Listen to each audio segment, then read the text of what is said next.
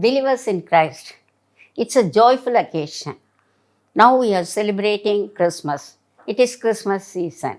Yes, it is a wonderful day. It's a great day. It is a marvelous day. I just find pleasure in greeting every one of you in the name of our Lord Jesus Christ, who is our bright morning star. Yes. Now, 2000 years ago, Jesus Christ was born in Bethlehem. At that time, many people raised one question, and the question rocked the whole world. The question turned the world into up and down. Yes, the same question unpacked the history. What is that question? The question is very simple. Who is the baby that is born in Bethlehem? Who is the king in swaddling clothes? That is the question. Many people asked, who is that baby who was born in Bethlehem? Yes, we can find the answer in the scripture. And the birth of Jesus Christ divides the time into BC and AD. BC means before Christ. AD is a Latin term, Anno Domini, that is after Christ. The birth of Jesus Christ divides the scripture into two books, Old Testament books and New Testament books.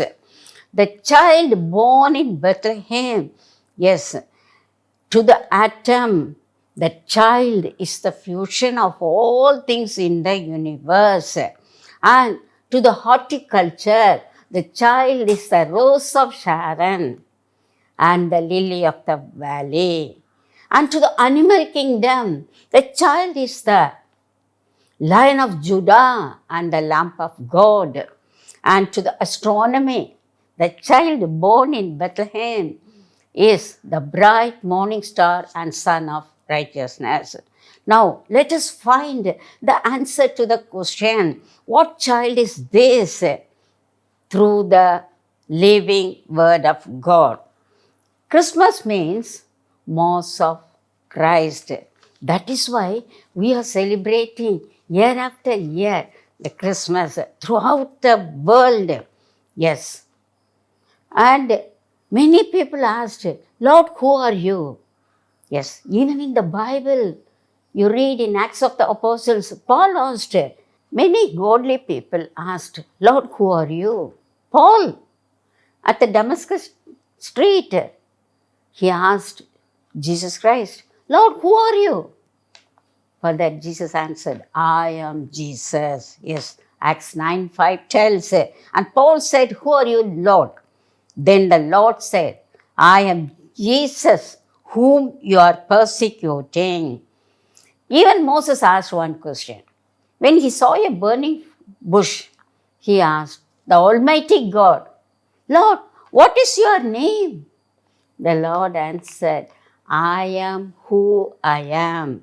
Yes, He is the greatest I am in this world.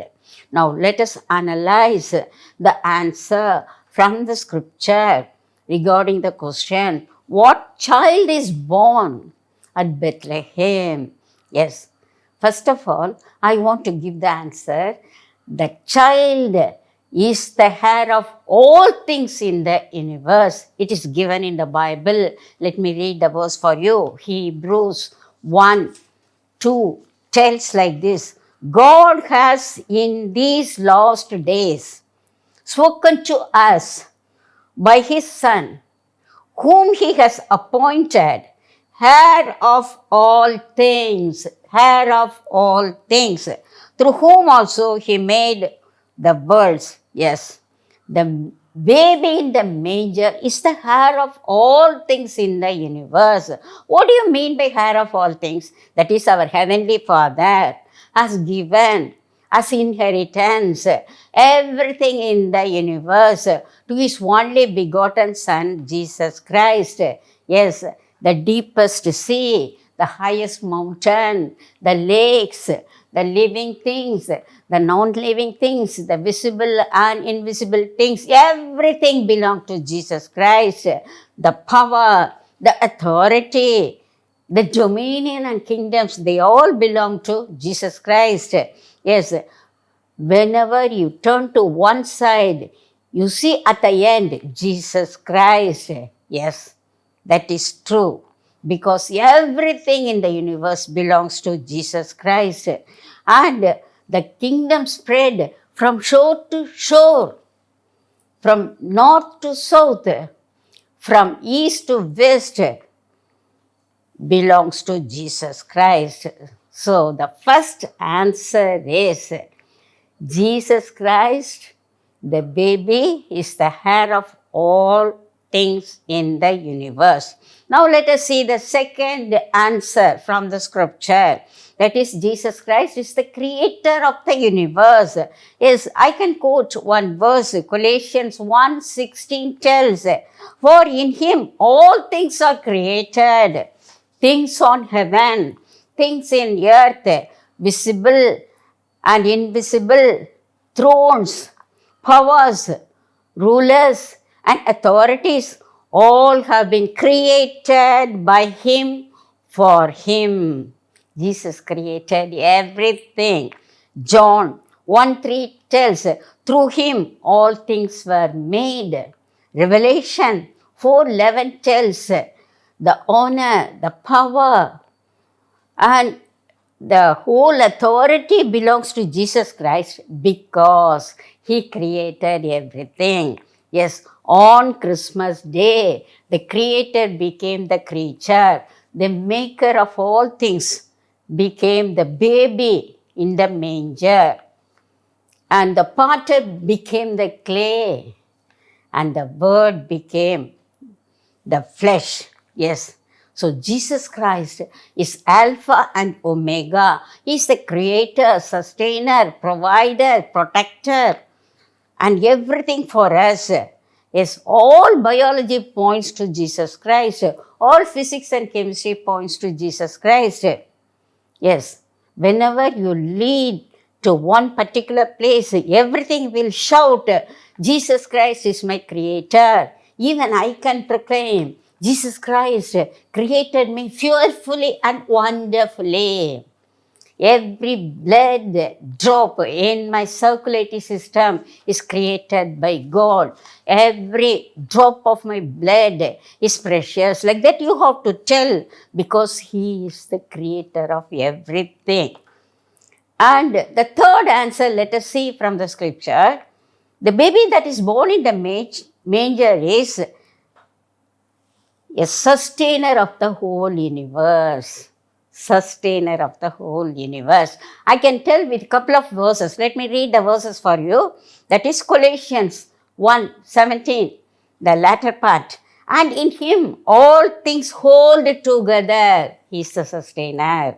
Hebrew 1:3b tells, "And he upholds the universe by the word of his power." Yes, Jesus Christ holds everything by natural laws like centripetal force, centrifugal force, gravitational force, etc.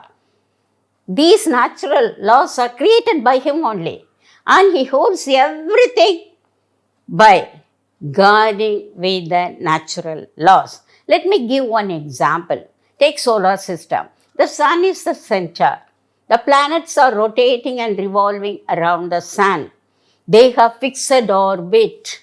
They have fixed speed. They never deviate from the orbit.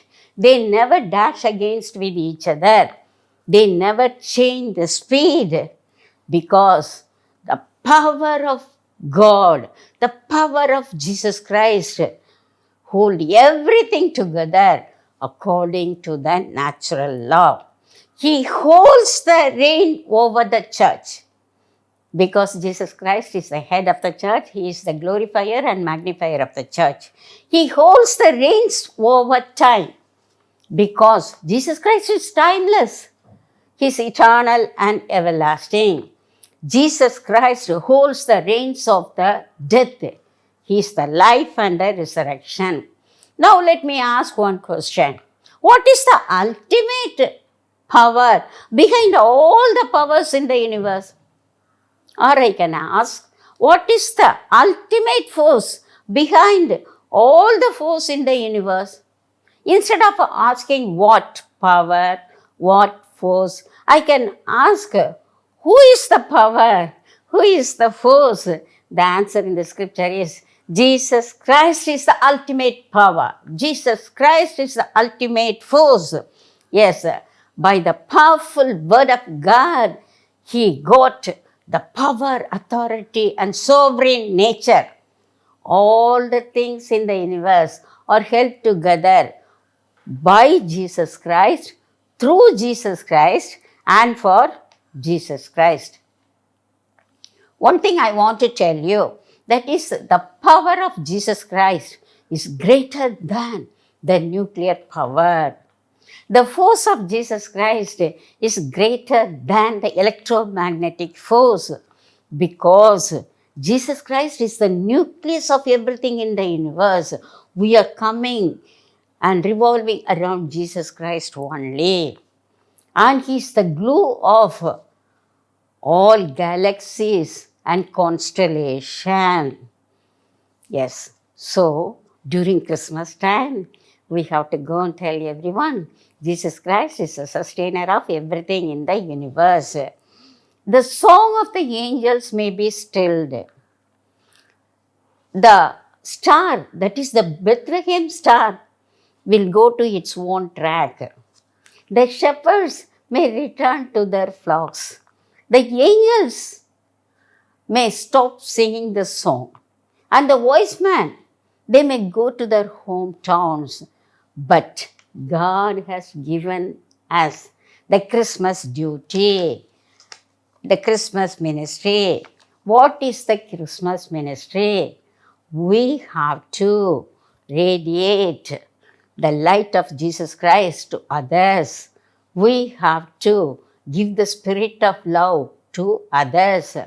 We have to be charitable to others, helping others during Christmas season. Now, the fourth answer for the question is, what child is this in the manger? Is He is our Savior. The Bible tells He has one name given by Almighty God, that is Jesus. Jesus means Savior. He is the deliverer. He is the rescuer. He delivers us from all sins. So He is born as a Savior in the manger. Now let me quote a verse that Jesus Christ is a Savior. Matthew 1:21 tells, and she shall bring forth a son, and you shall call his name Jesus, for he will save his people from their sins. So listen carefully. Jesus means he will save people from their sins.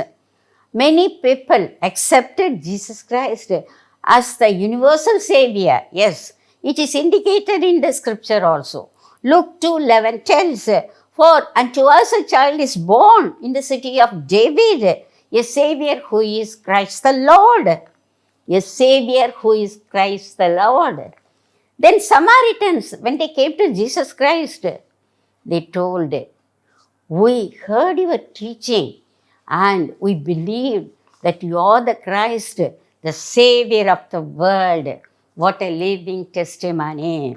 Even Peter, in his sermon, he just testified that Jesus Christ is the only Savior of the universe. Acts 4:12 tells, there is salvation in no one else. There is salvation in no one else. For there is no other name under heaven by which we can be saved except the name of Jesus Christ.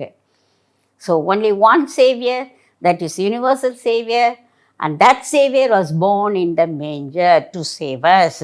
John also wrote, Jesus Christ is the Savior of the world. So this is Christmas season. And we are saved people. We are redeemed people.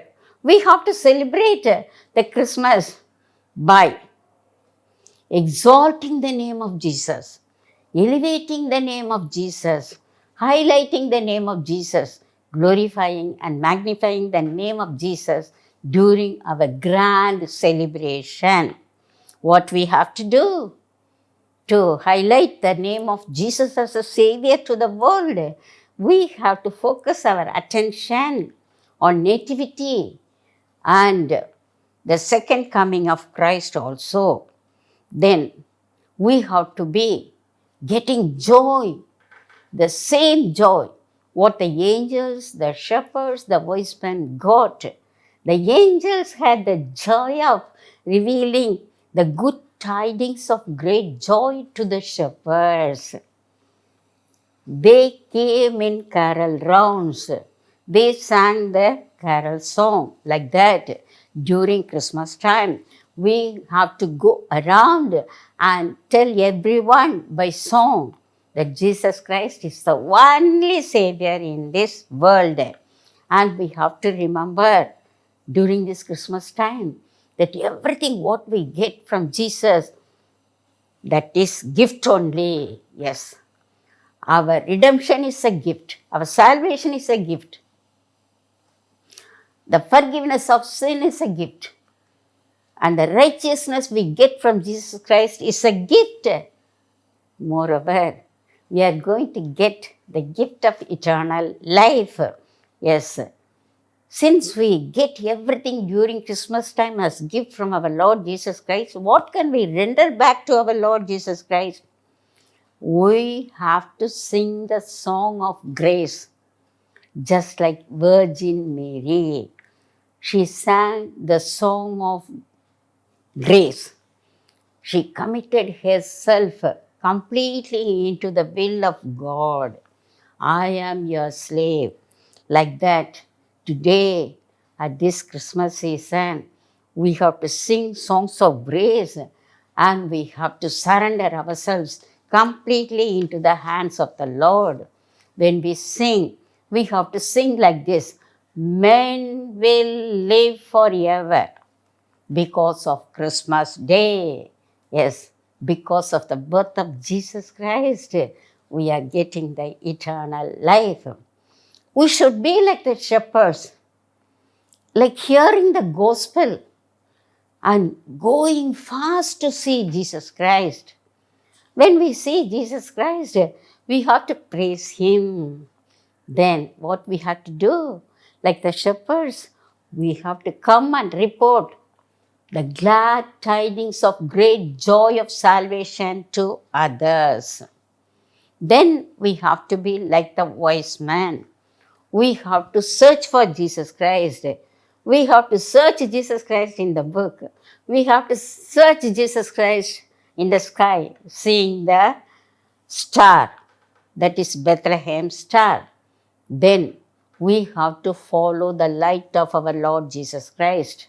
When we see Jesus Christ, we have to bow down and worship Him with great joy, presenting ourselves and the precious gifts to our Lord Jesus Christ. And we have to be like Simeon and Anna. They waited for Jesus Christ in the temple.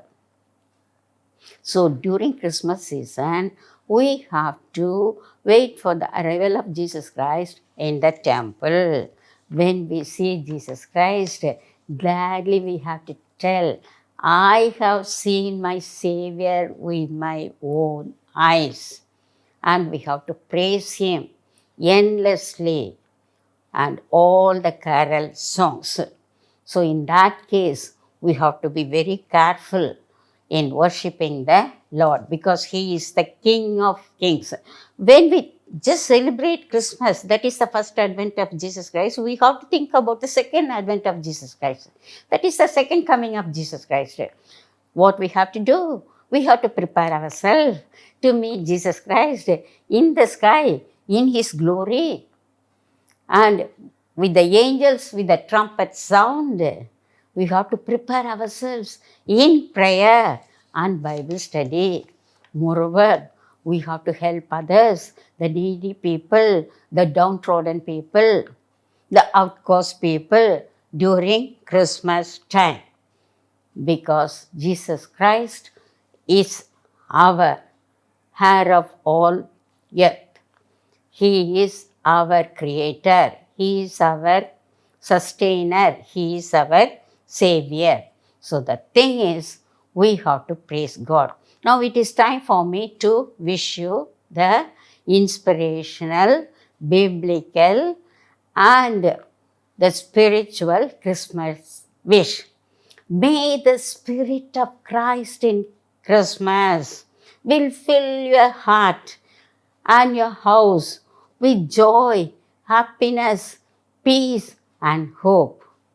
May the Spirit of Christ in Christmas will radiate the light in your heart, in your house, in your church, so that you can reflect the light of our Lord Jesus Christ.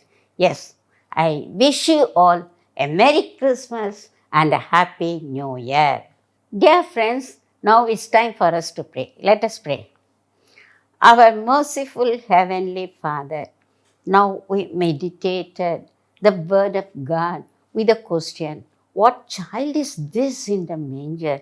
Yes, Lord, we found the truth from the Scripture. Lord, we praise Thee for giving us the Scripture. We praise Thee for giving us our Lord Jesus Christ as our Savior. Yes, Lord, we have one duty during this Christmas time. We should be reporters. We have to be reporters just like the shepherds. We have to just go and tell everyone that Jesus Christ is the Lord, Jesus Christ is the King, Jesus Christ is the Savior. Yes, Lord, you give us the spirit of boldness to tell the gospel to everyone. And we want to be peacemakers because you are born as the Prince of Peace. Yes, when your spirit of peace is in us, we have to just make peace with everyone in this world, Lord. You are the light of the world.